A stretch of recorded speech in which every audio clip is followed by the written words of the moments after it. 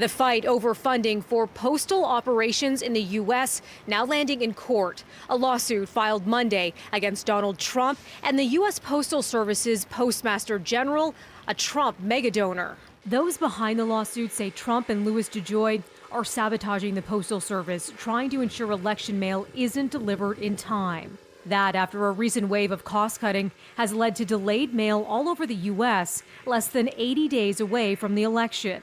Trump has repeatedly and without evidence said that a surge in mail-in voting would lead to fraud in the November 3rd election, despite 1 in 4 voters having cast ballots that way when he was elected in 2016. This universal mail-in is a very dangerous thing. It's fraught with fraud and every other thing that can happen, and we have to be very, very careful. We have a very big election coming up. I think we're going to do very well.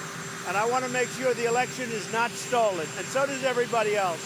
The lawsuit seeks a court order to force adequate funding prior to November's election.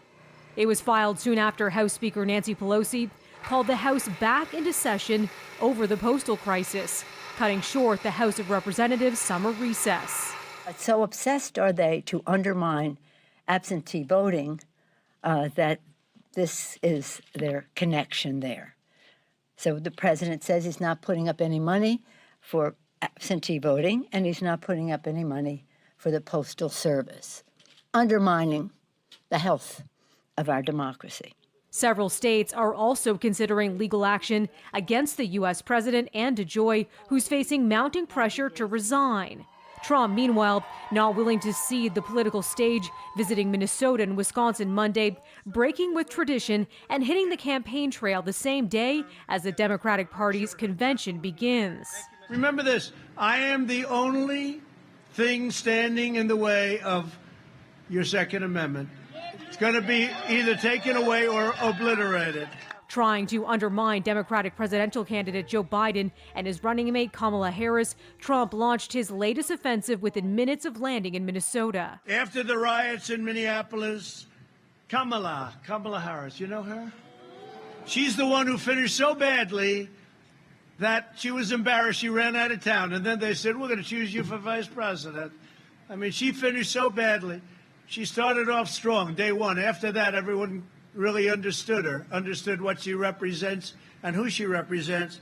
And she went down like a rock in water, and she left town before the first vote was taken, right? Didn't she leave and quit?